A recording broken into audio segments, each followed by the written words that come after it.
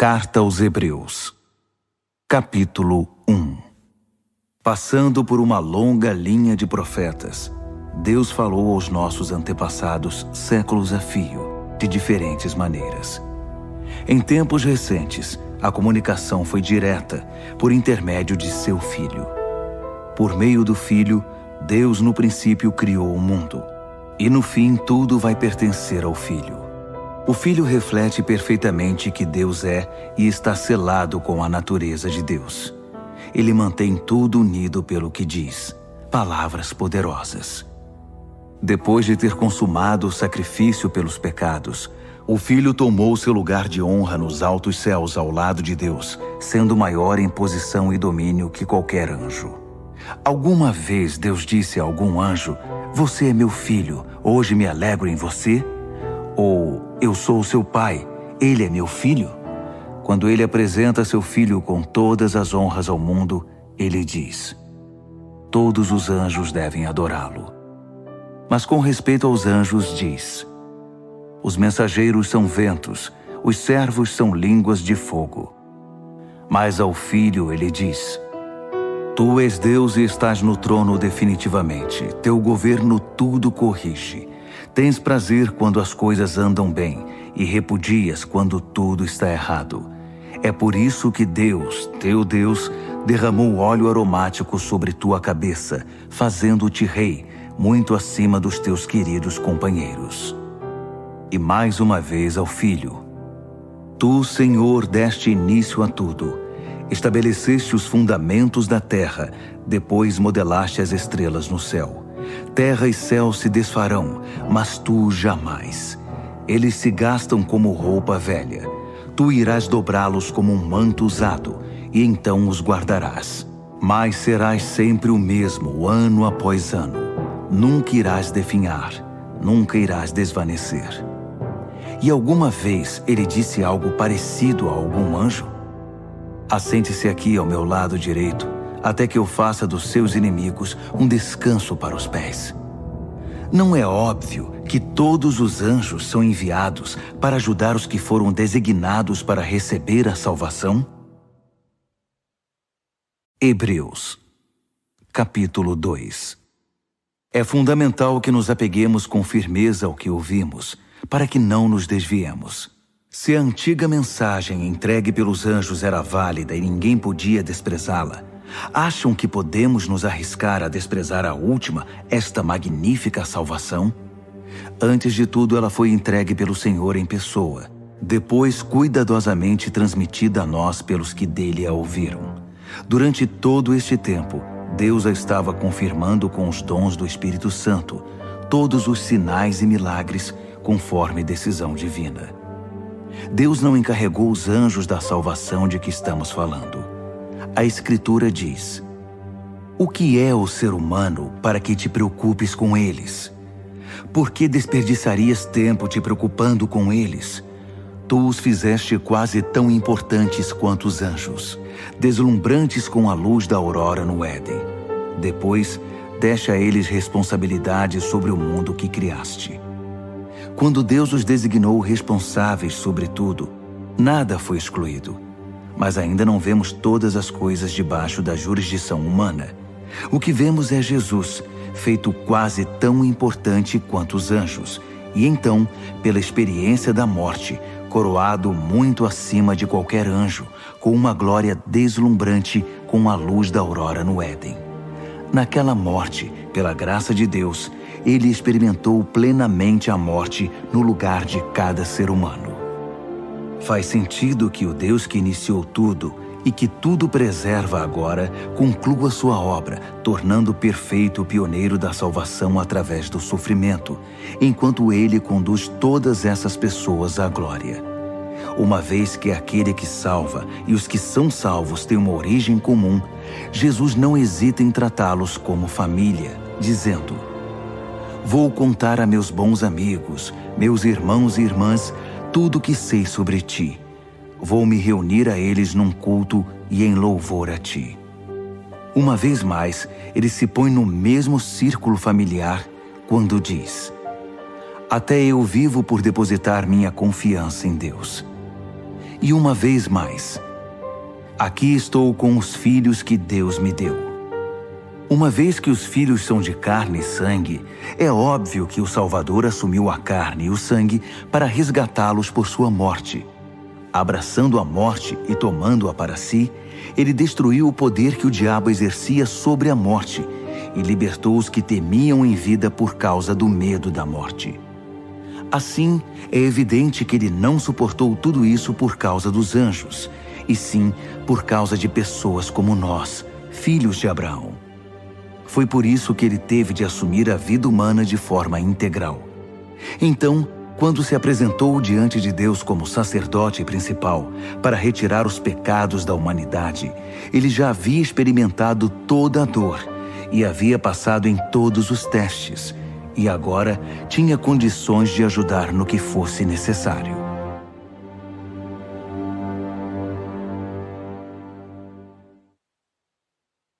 Hebreus, capítulo 3. Portanto, prezados amigos cristãos, companheiros nesta vocação até as últimas consequências, olhem com muita atenção para Jesus. Ele está no centro de tudo em que cremos, pois foi fiel em cumprir tudo o que Deus ordenou. Moisés também foi fiel, mas Jesus tem maior honra. O construtor tem mais valor que sua obra. Toda casa tem um construtor, mas o construtor por trás de tudo é Deus. Moisés fez um bom trabalho na casa de Deus, mas foi um trabalho de servo, deixando as coisas preparadas para aquele que haveria de vir. Cristo, o Filho, tem a responsabilidade da casa. Agora basta que nos apeguemos com firmeza a essa ousada confissão e estamos em casa. É por isso que o Espírito Santo diz: hoje, por favor, ouçam. Não fechem os ouvidos, como na revolta amarga, o tempo de provação no deserto. Ainda que eles tivessem observado meu trabalho por 40 anos, seus antepassados não me permitiram agir do meu modo e muitas vezes testaram minha paciência. Fui provocado, muito provocado. Eu disse, o coração deles nunca vai estar comigo. Eles se recusam a andar nos meus caminhos. Irritado, jurei, eles nunca vão chegar ao seu destino, nunca vão conseguir se sentar e descansar. Portanto, amigos, vigiem seus caminhos. Certifiquem-se de que não haja nenhuma descrença maligna rondando e que possa desviá-los do caminho, afastando-se do Deus vivo. Pois enquanto ainda é o hoje de Deus, vigiem um ao outro, para que o pecado não os adormeça. Se pudermos manter a firmeza no ponto em que começamos, é o bastante para estar com Cristo por todo o caminho. Estas palavras soam em nossos ouvidos. Hoje, por favor, ouçam. Não fechem seus ouvidos como na revolta amarga. Quem eram as pessoas que se fizeram de surdas? Não eram as mesmas que Moisés tirou do Egito? E quem provocou Deus por 40 anos? Não foram os mesmos que se fizeram de surdos e viraram cadáveres no deserto? E quando ele jurou que nunca iriam chegar ao seu destino, não estava ele se referindo aos que se fizeram de surdos? Eles nunca chegaram lá, porque não o ouviram e nunca creram. Hebreus, capítulo 4. Enquanto a promessa de descansar nele nos impulsiona para o alvo de Deus, cuidemos para não sermos desqualificados. Recebemos as mesmas promessas que o povo do deserto. No entanto, elas não fizeram bem a eles, porque não foram recebidas com fé. Portanto, se crermos, iremos experimentar o estado de descanso. Se não crermos, nada feito. Lembrem-se do que Deus disse. Com ira jurei. Eles nunca vão chegar ao seu destino. Nunca vão conseguir descansar de verdade. Deus fez essa promessa, embora tivesse cumprido a parte dele antes da fundação do mundo. Em algum lugar está escrito: Deus descansou no 7º dia, tendo completado sua obra. Mas outro texto diz: eles nunca vão conseguir descansar de verdade. Portanto, essa promessa ainda não foi cumprida. Os antigos não chegaram ao lugar de descanso porque foram desobedientes. Deus continua renovando a promessa e estabelecendo a data de hoje, como fez no Salmo de Davi, séculos depois do convite original.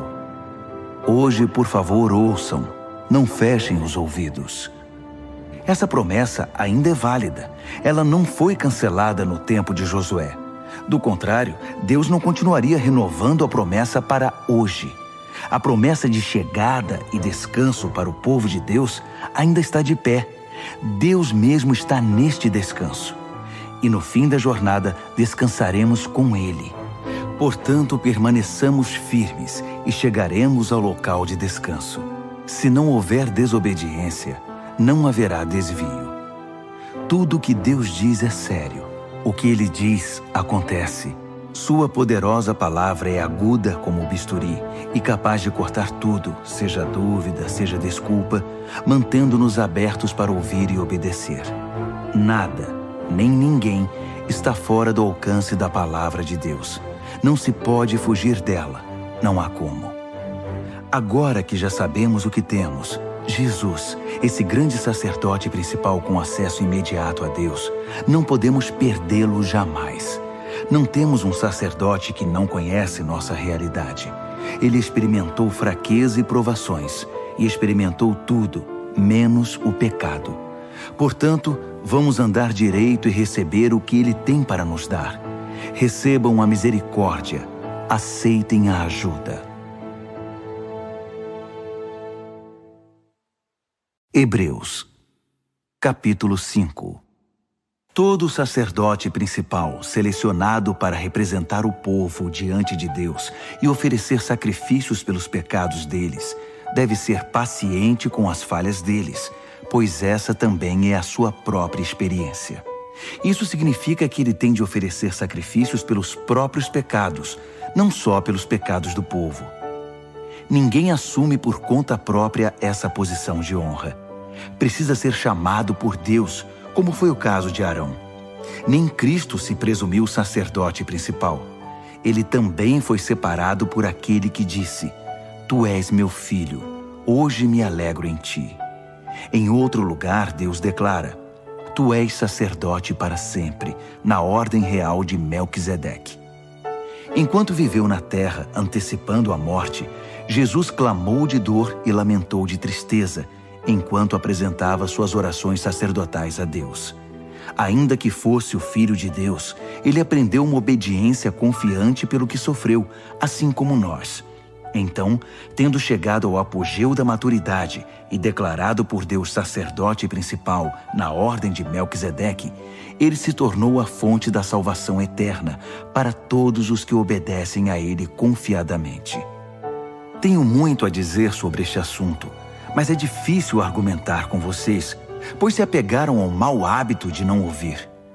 Vocês já deveriam ser mestres, mas percebo que ainda precisam de alguém que se sente com vocês e ensine de novo os princípios elementares acerca de Deus, desde o início. Estão bebendo leite materno, quando deveriam estar há muito tempo ingerindo alimento sólido. O leite é para principiantes, inexperientes nos caminhos de Deus. O alimento sólido é para quem tem maturidade e alguma prática em discernir o certo do errado. Hebreus, capítulo 6. Portanto, vamos abandonar os rabiscos da pré-escola e passar para as grandes obras de arte que retratam Cristo. Cresçam em Cristo. As verdades fundamentais estão estabelecidas. Virar as costas para a salvação da autoajuda e se voltar para Deus com toda a confiança. Instruções batismais, imposição de mãos, ressurreição dos mortos, castigo eterno. Se Deus nos ajudar, permaneceremos fiéis a tudo isso. Mas isso não é tudo. Continuemos. Os que já viram a luz provaram o sabor dos céus, foram parte da obra do Espírito Santo, experimentaram pessoalmente a absoluta bondade da palavra de Deus e os poderes que se manifestaram em nós, e ainda assim, com desprezo, viraram as costas para tudo isso e lavaram as mãos. Bem, eles não podem começar tudo de novo, como se nada tivesse acontecido. É impossível, porque crucificaram Jesus outra vez. Eles o repudiaram em público. A terra ressecada, que recebe a chuva, produz uma colheita farta, pois o lavrador que a cultiva tem a aprovação de Deus. Mas se produz ervas daninhas e espinhos, o mais provável é que ela seja amaldiçoada. Campos assim são queimados, não produzem colheita. Amigos, estou certo de que isso não acontecerá com vocês. Tenho os melhores pensamentos a respeito de vocês. Pensamentos sobre a salvação. Deus não perde nada. Deus conhece perfeitamente o amor que vocês demonstraram quando ajudaram alguns cristãos em necessidade, algo que continuam a praticar. Agora, quero que cada um de vocês tenha o mesmo interesse por uma esperança saudável e a mantenham até o fim. Não voltem atrás. Sejam como aqueles que nunca perderam a fé e receberam tudo o que foi prometido a eles. Quando Deus fez aquela promessa a Abraão, ele a endossou, pondo a própria reputação em jogo. Ele disse: prometo que o abençoarei com tudo o que tenho.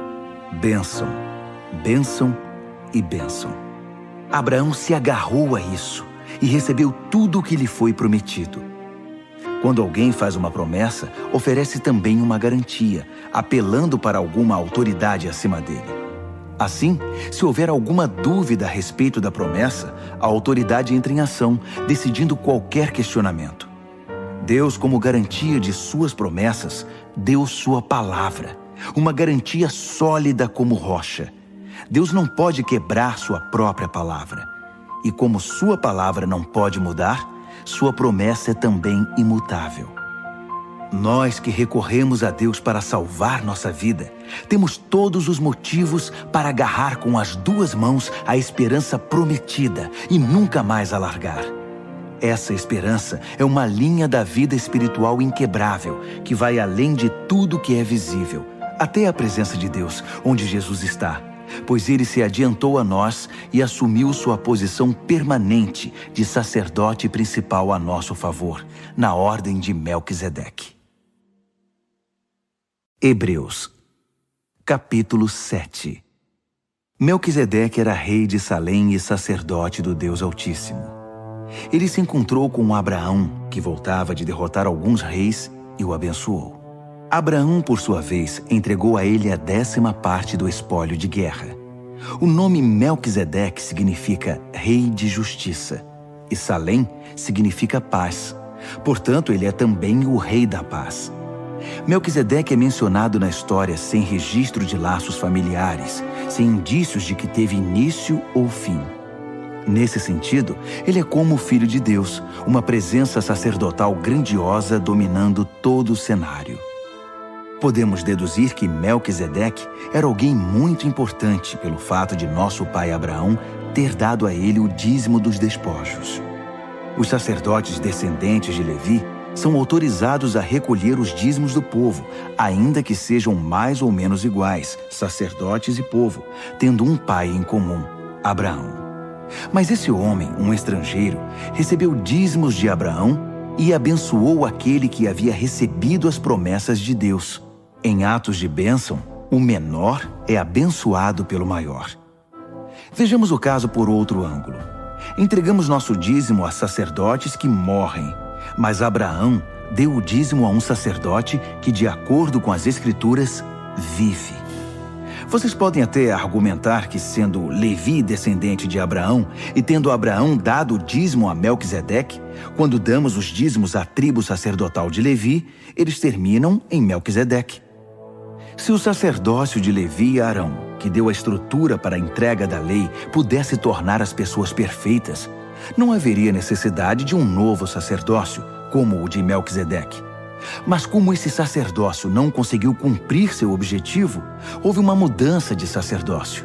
Com ele veio uma nova lei, que instituía mudanças radicais. Não há meio de entender essas mudanças nos termos do antigo sacerdócio levítico.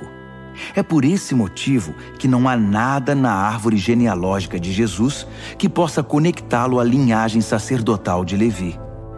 Mas o episódio de Melquisedeque traz uma analogia perfeita. Jesus, sacerdote como Melquisedeque, não por ascendência genealógica, mas pela absoluta força da vida ressurreta, ele também vive. É sacerdote para sempre, na ordem real de Melquisedeque. Os antigos procedimentos, um sistema de mandamentos que nunca funcionou como deveria, foram deixados de lado. A lei não conduziu ninguém à maturidade. Assim, um caminho que funciona, Jesus, que nos leva diretamente à presença de Deus, foi posto em seu lugar. O sacerdócio de Arão perpetuou-se automaticamente de pai para filho, sem confirmação explícita de Deus. Mas Deus interferiu e instituiu esse novo sacerdócio, que é permanente, e adicionou uma promessa. Deus deu sua palavra, ele não voltará atrás. Tu és o sacerdote permanente. Isso faz de Jesus a garantia de um caminho muito melhor para chegarmos a Deus. Um sistema que realmente funciona, uma nova aliança.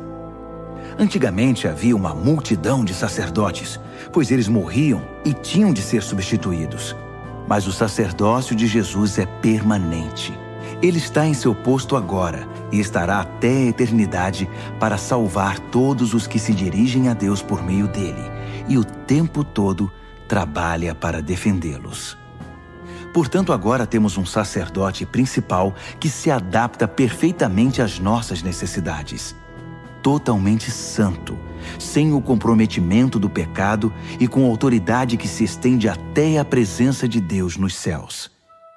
Diferentemente dos outros principais sacerdotes, ele não precisa oferecer sacrifícios diários pelos próprios pecados antes de nos atender. Ele mesmo se ofereceu como sacrifício, e esse sacrifício é definitivo. A lei indicava como sacerdotes principais homens que não conseguiam cumprir seu ofício com perfeição. Mas a ordem que resultou da intervenção de Deus designou o Filho, que é absoluta e eternamente perfeito. Hebreus, capítulo 8. Em essência, temos um sacerdote principal, que com autoridade na presença de Deus, conduz o culto no santuário verdadeiro construído por Deus. A tarefa do sacerdote principal é oferecer dádivas e sacrifícios. Nesse ponto não é diferente do sacerdócio de Jesus. Se ele estivesse limitado à terra, não poderia ser sacerdote. Não precisaríamos dele, pois há um grande número de sacerdotes que podem oferecer as dádivas prescritas na lei. Esses sacerdotes, na verdade, apenas representam o que acontece no verdadeiro santuário do céu. Moisés teve um vislumbre dele na época em que estava para edificar o santuário do tabernáculo. Foi quando Deus disse: siga exatamente o que você viu na montanha. Mas a obra sacerdotal de Jesus ultrapassa em muito a dos outros sacerdotes, pois ele faz parte de uma aliança muito superior. Se a primeira aliança tivesse funcionado, a segunda não seria necessária. Mas sabemos que a antiga aliança deixou a desejar, pois Deus disse: levantem a cabeça, está chegando o dia em que vou estabelecer uma nova aliança com Israel e Judá. Vou deixar de lado a antiga aliança que estabeleci com os antepassados deles, quando os conduzi pela mão na saída do Egito. Eles não cumpriram a parte deles no acordo, por isso os deixei de lado. Mas a nova aliança que estou fazendo com Israel não será escrita no papel, não será esculpida em pedra. Desta vez vou escrever a aliança neles mesmos. Vou gravá-la no coração deles. Vou ser o Deus deles, e eles serão meu povo. Não precisarão ir à escola para aprender de mim, nem comprar um livro do tipo Conheça Deus em 5 lições. Eles vão me conhecer em primeira mão, o pequeno e o grande, o comum e o importante. Eles vão me conhecer por terem sido carinhosamente perdoados, por terem sua ficha de pecados apagada e limpa para sempre. Quando a nova aliança entre Deus e seu povo passou a vigorar, a antiga foi para a gaveta e lá ficará acumulando poeira.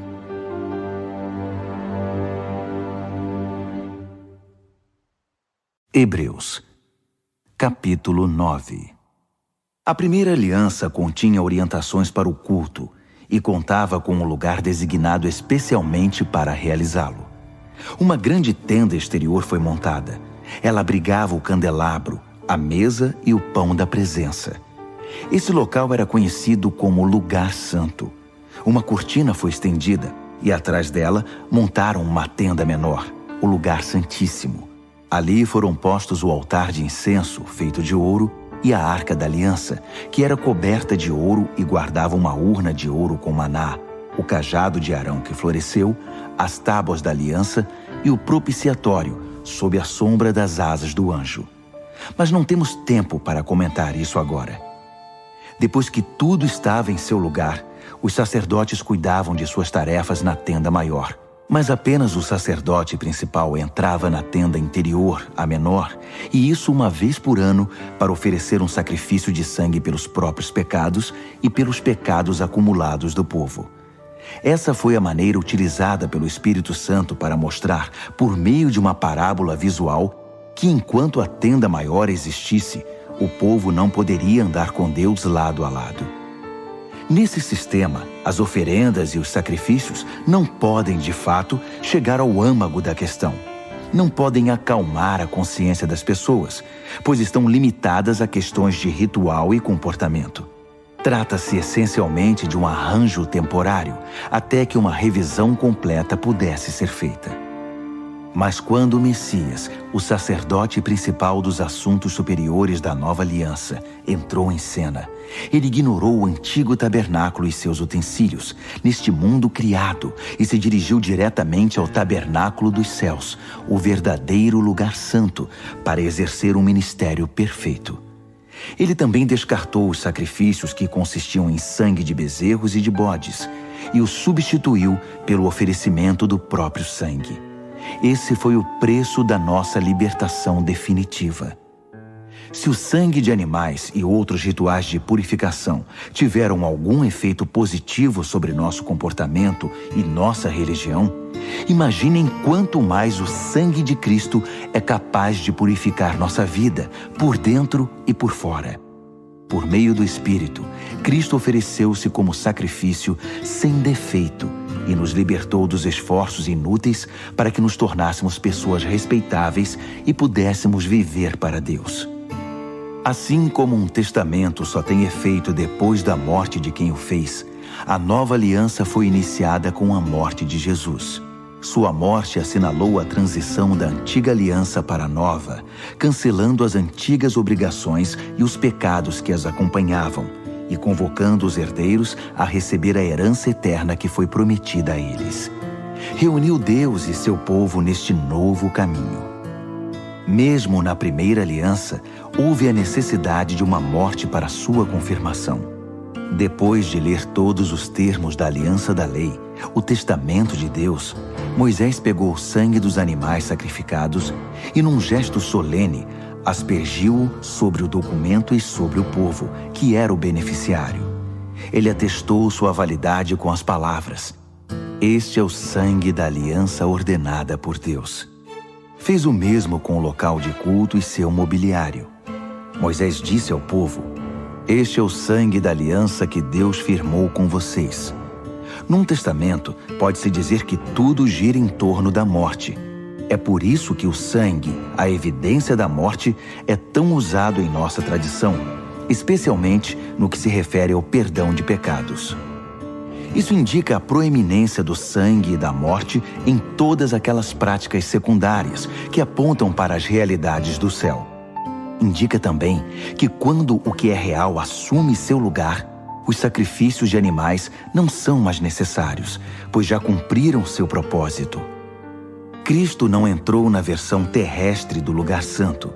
Ele entrou no verdadeiro lugar santo e ofereceu-se a Deus como sacrifício pelos nossos pecados.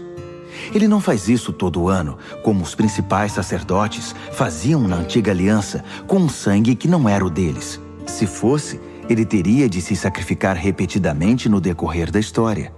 Em vez disso, ele se sacrificou de uma vez por todas, assumindo todos os outros sacrifícios no seu sacrifício, a solução final para o pecado. Todo mundo tem de morrer uma vez e depois encarar as consequências de sua vida. A morte de Cristo também foi um acontecimento único, mas foi um sacrifício que levou nossos pecados para sempre. Assim, da próxima vez que ele se manifestar, o resultado para os que estão ansiosos por encontrá-lo será exatamente a salvação. Hebreus, capítulo 10. A antiga aliança era apenas um vislumbre das boas coisas da nova aliança. Uma vez que a antiga aliança da lei não era completa em si mesma, ela não poderia aperfeiçoar os que participavam dela. Não importa quantos sacrifícios oferecessem ano após ano, jamais conseguiriam uma solução definitiva. Se tivessem conseguido, os adoradores seguiriam cada um o seu caminho alegremente, não mais presos aos seus pecados. Mas em vez de remover a consciência do pecado, a repetição dos sacrifícios de animais, na verdade, só realçava a preocupação e a culpa, porque o sangue de touros e de bodes não tem poder para eliminar pecados. É isso que a profecia quer dizer nas palavras de Cristo. Tu não queres sacrifícios e ofertas ano após ano, e me preparaste um corpo para o sacrifício. Não é o aroma ou a fumaça do altar que te dá prazer. Então eu disse, estou aqui para fazer do teu modo, ó Deus, como está determinado no teu livro. Quando ele diz, tu não queres sacrifícios e ofertas, está se referindo às práticas da antiga aliança. Quando acrescenta, estou aqui para fazer do teu modo, deixou de lado o sistema antigo para promulgar a nova aliança, o modo de Deus, por meio do qual nos tornamos perfeitos para Deus pelo sacrifício único de Jesus. O sacerdote trabalha no altar todos os dias, oferecendo o mesmo sacrifício ano após ano, e nem de longe resolve o problema do pecado. Como sacerdote, Cristo fez um sacrifício único pelos pecados, e tudo se resolveu. Então, ele se sentou à direita de Deus e apenas esperou que seus inimigos desabassem. Foi um sacrifício perfeito, realizado por uma pessoa perfeita, para aperfeiçoar pessoas muito imperfeitas. Por meio daquela simples oferta, ele fez tudo o que precisava ser feito para os que tomam parte no processo purificador. O Espírito Santo confirma. A nova aliança que estou fazendo com Israel não será escrita no papel, não será esculpida em pedra. Desta vez, vou escrever a aliança neles mesmos. Vou gravá-la no coração deles. Ele conclui. Vou limpar de vez a ficha dos pecados deles. Uma vez que os pecados foram definitivamente eliminados, não é preciso mais oferecer sacrifícios por eles. Portanto, amigos, podemos agora, sem hesitação, caminhar direto para Deus, até o lugar santo. Jesus preparou o caminho pelo sangue de seu sacrifício e atua como nosso sacerdote diante de Deus. A cortina que dá acesso à presença de Deus é seu corpo. Então, avante, cheios de fé, confiantes de que estamos apresentáveis para Ele, vamos nos agarrar às promessas que nos fazem prosseguir. Ele sempre mantém sua palavra. Sejamos criativos no amor, no encorajamento e na ajuda. Não evite as reuniões de culto, como alguns fazem, desprezando os irmãos, ainda mais agora que o grande dia se aproxima. Desistir e virar as costas para tudo que aprendemos e recebemos, para a verdade que agora sabemos, é o mesmo que rejeitar o sacrifício de Cristo, e estaremos sem defesa no juízo final. E que julgamento será! Se a pena por quebrar a lei de Moisés era morte física, o que acham que vai acontecer se vocês desprezarem o Filho de Deus, se cuspirem no sacrifício que tornou vocês completos e se insultarem o Espírito? Isso não é pouca coisa. Deus já nos avisou. Vai nos chamar para prestar contas e nos fazer pagar. Ele foi muito claro. A vingança é minha e não vou deixar passar nada. Disse também, Deus vai julgar seu povo. Acreditem, ninguém vai escapar.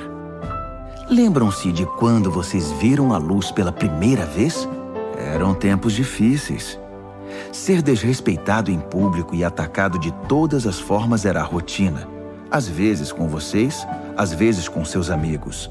Se os amigos eram presos, vocês ficaram do lado deles. Se os inimigos atacavam e tomaram seus bens, vocês os deixavam ir com um sorriso, sabendo que eles não poderiam tocar no verdadeiro tesouro de vocês. Nada disso os aborrecia, nada os fez retroceder. Então, não joguem tudo isso fora. Na época, vocês eram confiantes e devem ser agora. Vocês precisam perseverar, permanecer firmes na aliança de Deus para alcançar o aperfeiçoamento prometido. Não vai demorar agora. Ele está a caminho. Ele vai se manifestar a qualquer momento. Qualquer um que esteja firme comigo, descansa em leal confiança. Mas se desistir e me abandonar, não ficarei satisfeito. Mas não somos perdedores. Não vamos desistir. Ah, não. Continuaremos firmes e sobreviveremos, sem perder a confiança durante a caminhada. Hebreus, capítulo 11. O fato essencial da existência é que esta confiança em Deus, esta fé, é o alicerce sólido que sustenta qualquer coisa que faça a vida digna de ser vivida. É pela fé que lidamos com o que não podemos ver. Foi um ato de fé que distinguiu nossos antepassados, elevando-os acima da multidão. Pela fé, vemos o mundo trazido à existência pela palavra de Deus, o que foi criado e que podemos ver por meio do que não vemos. Por um ato de fé, Abel apresentou a Deus um sacrifício melhor que o de Caim. Foi aquilo em que ele acreditava, não o que ele trouxe, que fez diferença. Pelo que Deus observou, pôde aprová-lo e considerá-lo justo. Após todos estes séculos, aquela fé continua a chamar nossa atenção. Por um ato de fé, Enoque escapou da morte. Eles o procuraram e não o encontraram, pois Deus o tinha tomado. Sabemos, com base num testemunho confiável, que antes de ser tomado, ele agradou a Deus. É impossível agradar a Deus a não ser pela fé. Por quê? Porque qualquer um que deseja se aproximar de Deus deve crer que Ele existe e que se preocupa o bastante para atender aos que o procuram. Pela fé, Noé construiu um barco na terra seca. Ele havia sido avisado de algo que não podia ver e agiu apenas com base no que foi dito a ele. O resultado? Sua família foi salva. Seu ato de fé estabeleceu uma linha divisória entre a maldade do mundo descrente e a justiça do mundo que cria. Como consequência, Noé tornou-se íntimo de Deus. Por um ato de fé, Abraão disse sim ao chamado de Deus e partiu para um lugar desconhecido que se tornaria seu lar. Quando ele saiu, não tinha ideia de para onde estava indo. Por um ato de fé, foi residir no país que, de acordo com a promessa, seria dele. Viveu ali como estrangeiro e morava em tendas. Isaac e Jacó fizeram o mesmo, vivendo pela mesma promessa. Abraão agiu assim, mantendo o olhar numa cidade invisível, que tem fundamentos reais e eternos, a cidade planejada e construída por Deus. Pela fé, a estéril Sara conseguiu engravidar, mesmo sendo já bem idosa, porque ela creu que a pessoa que fez a promessa iria cumpri-la. Foi assim que de um homem idoso e sem vigor, nasceram milhões de pessoas. Cada uma dessas pessoas de fé morreu sem ver o cumprimento da promessa, mas ainda crendo. Como conseguiram? Elas o viram e saudaram de longe, aceitando o fato de que eram passageiros neste mundo. Quem vive assim sabe que está procurando seu verdadeiro lar. Se estivessem com saudade do antigo país, poderiam ter voltado quando quisessem, mas buscavam um país muito melhor que o antigo. Buscavam o país celestial. É fácil entender porque Deus é tão orgulhoso dessas pessoas e porque é uma cidade à espera delas. Pela fé, Abraão, na hora da prova, ofereceu Isaac de volta para Deus. Agindo com fé, ele estava disposto a devolver o filho prometido, seu único filho, assim como se havia mostrado feliz em recebê-lo. E isso depois de Deus ter dito a ele: seus descendentes virão de Isaac. Abraão raciocinou que Deus, se quisesse, poderia ressuscitar o morto. Em certo sentido, foi o que aconteceu quando ele pôde retirar Isaque vivo do altar. Por um ato de fé, Isaque vislumbrou o futuro, enquanto abençoava Jacó e Esaú. Por um ato de fé, Jacó, no leito de morte, abençoou os filhos de José de maneira invertida, o mais novo primeiro, depois o mais velho, abençoando-os com a bênção de Deus, não com a sua, enquanto fazia uma reverência apoiado em seu cajado. Por um ato de fé, José, na hora da morte, profetizou o êxodo de Israel e deixou instruções quanto ao próprio sepultamento. Por um ato de fé, os pais de Moisés, após seu nascimento, o esconderam por 3 meses. Eles perceberam a beleza do bebê e desafiaram o decreto real. Pela fé, Moisés, já adulto, recusou os privilégios da casa real egípcia. Preferiu a vida dura com o povo de Deus, em vez de se entregar à vida fácil de pecados com os opressores.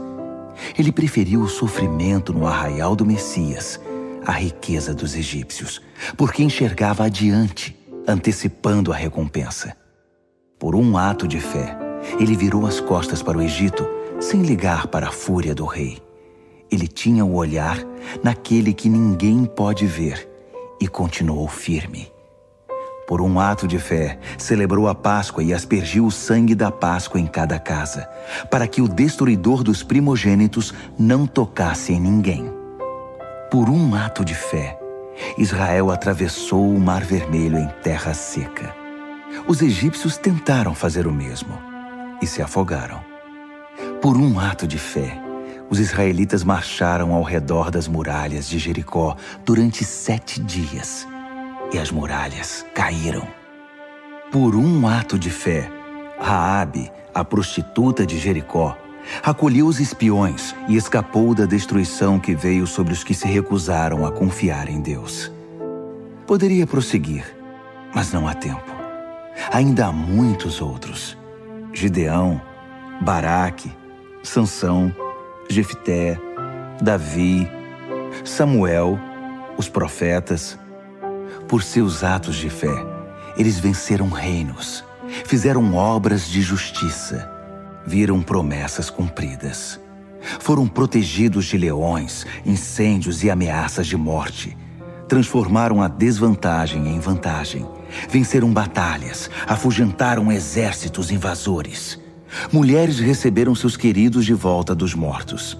Foram eles que, sob tortura, se recusaram a desistir e ser libertados, preferindo algo melhor, a ressurreição. Outros enfrentaram abusos, açoites e, sim, algemas e prisões. Temos informação de alguns que foram apedrejados, cerrados ao meio, assassinados a sangue frio. Histórias de homens vagando pela terra em peles de animais, sem teto, sem amigos, sem força. O mundo não os mereceu, vivendo como podiam nas periferias cruéis do mundo. Entretanto, nenhum desses exemplos de vida de fé puseram a mão na recompensa prometida. Deus tem um plano melhor para nós. Que nossa fé se junte a deles para formar um todo completo, como se a vida de fé que eles tiveram não fosse completa sem a nossa.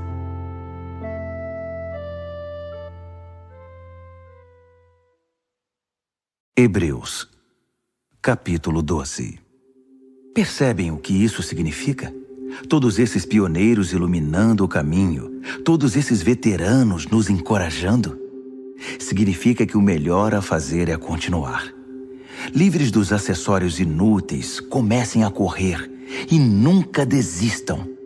Nada de gordura espiritual extra, nada de pecados parasitas. Mantenham os olhos em Jesus, que começou e terminou a corrida de que participamos. Observem como ele fez, porque ele jamais perdeu o alvo de vista, aquele fim jubiloso com Deus. Ele foi capaz de vencer tudo pelo caminho, a cruz, a vergonha, tudo mesmo. Agora está lá, num lugar de honra ao lado de Deus.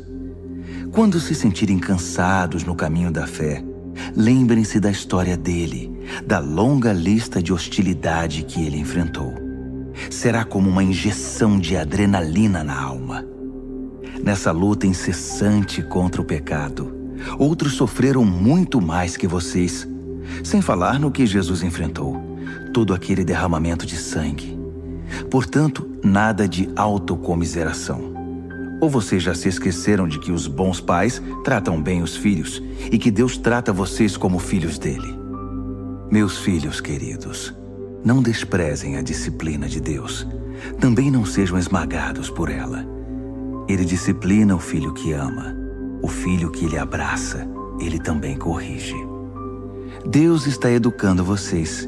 É por isso que vocês nunca devem desistir. Ele está tratando vocês como filhos queridos. Essa provação que vocês estão enfrentando não é um castigo, é um treinamento, a experiência normal dos filhos. Só pais irresponsáveis deixam os filhos por conta própria. Vocês gostariam que Deus fosse irresponsável? Se respeitamos nossos pais que nos educaram e não nos mimaram, por que não aceitar a disciplina de Deus para que possamos viver de verdade?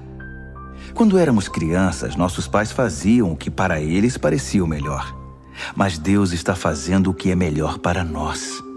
Está nos treinando para que possamos viver de acordo com seu santo propósito. A disciplina nunca é divertida quando está sendo aplicada. É sempre dolorosa. No entanto, mais tarde, evidentemente, é uma bela recompensa, pois quem é treinado adequadamente se torna maduro no relacionamento com Deus. Não cruzem os braços, não fiquem parados. Preparem o caminho dos maratonistas para que ninguém tropece, caia ou pise em algum buraco e sofra uma contusão no tornozelo. Ajudem-se mutuamente e corram. Esforcem-se para que seja possível a convivência uns com os outros e com Deus. Senão o máximo que vão conseguir é um vislumbre de Deus. Não permitam que ninguém despreze a generosidade de Deus. Não deixem que a erva daninha da amargura se espalhe. Uns poucos espinhos podem arruinar um jardim em pouco tempo. Cuidado com a síndrome de Esaú. Desprezar o dom permanente de Deus para satisfazer um apetite passageiro. Vocês sabem que Esaú mais tarde se arrependeu daquele ato impulsivo e tentou, ora com lágrimas, ora sem lágrimas, recuperar a bênção de Deus. Mas já era tarde demais. Diferentemente dos seus antepassados, vocês não foram até o Monte Sinai, aquele fogo como que de vulcão e estrondo de terremoto, para ouvir Deus falar. As palavras ensurdecedoras e a mensagem forte a ponto de balançar a alma os aterrorizaram, e eles imploraram que parasse. Quando ouviram a frase, se um animal tocar a montanha deverá morrer, ficaram com medo até de se mexer. Até Moisés ficou assustado. Essa não é de modo algum a experiência de vocês. Vocês chegaram ao Monte Sião, a cidade onde o Deus vivo reside. A Jerusalém invisível é habitada por multidões de anjos festivos e cidadãos que creem. É a cidade onde Deus é o juiz e na qual seus julgamentos nos tornam justos. Vocês chegaram a Jesus, que apresentou uma nova aliança, um novo alvará concedido por Deus. Ele é o mediador desta aliança. A morte de Jesus não foi como a de Abel, um assassinato que clama por vingança. Em vez disso, tornou-se uma proclamação da graça. Portanto, não tapem os ouvidos para essas palavras tão agradáveis. Se os que ignoraram as advertências terrenas não escaparam, o que nos acontecerá se virarmos as costas para as advertências do céu? A voz de Deus naquela ocasião sacudiu a terra até os fundamentos. Desta vez ele foi bem claro. Vai sacudir os céus também. Um último abalo, muito violento e devastador, de cima para baixo.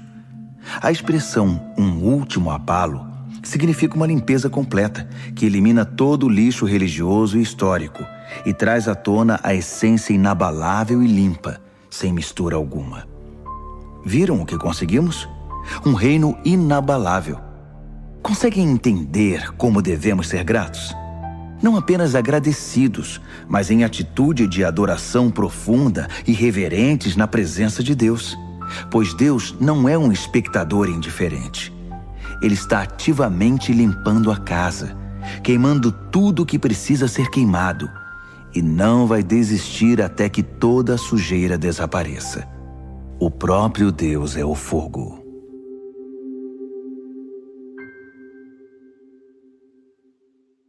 Hebreus, capítulo 13.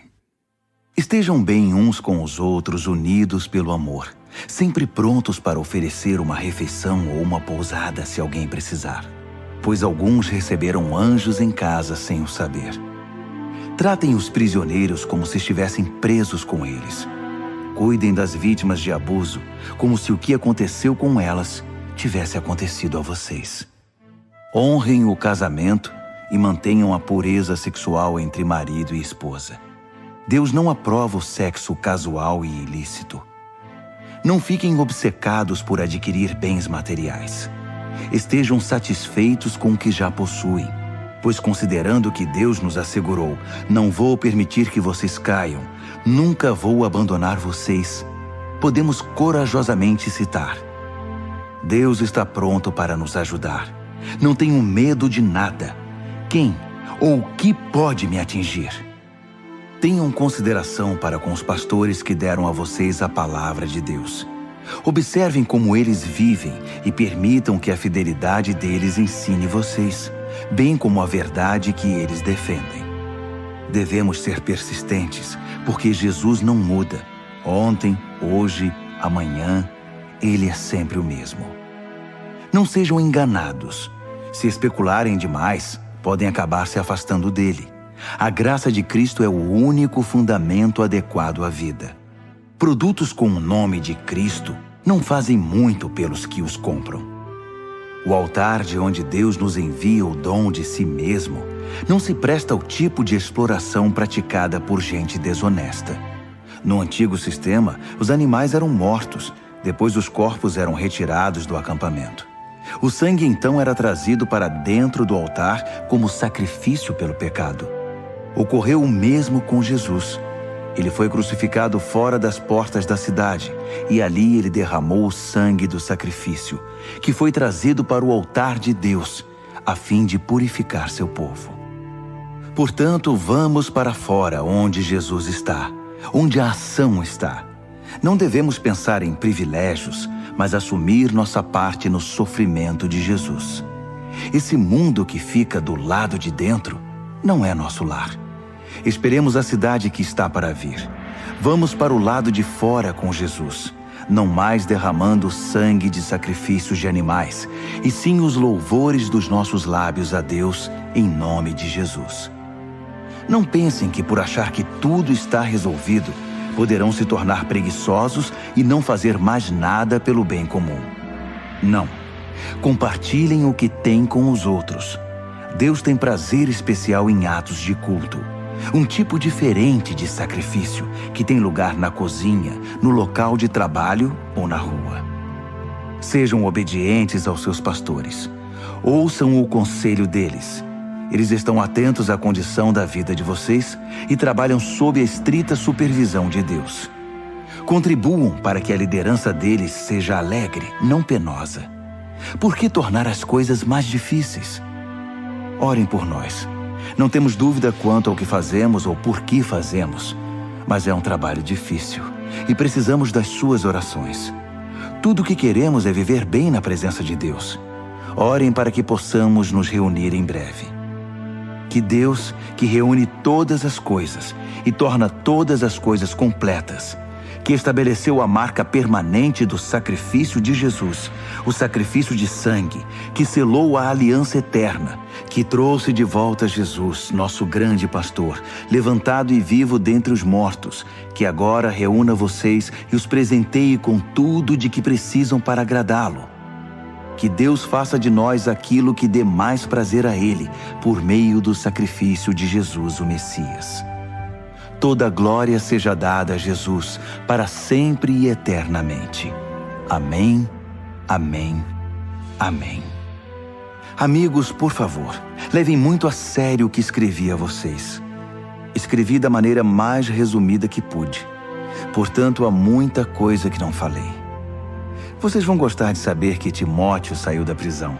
Se ele vier logo, vou com ele visitar vocês. Transmitam uma palavra de saudação aos seus pastores e a todas as congregações. Todos aqui na Itália enviam lembranças. A graça seja com cada um de vocês.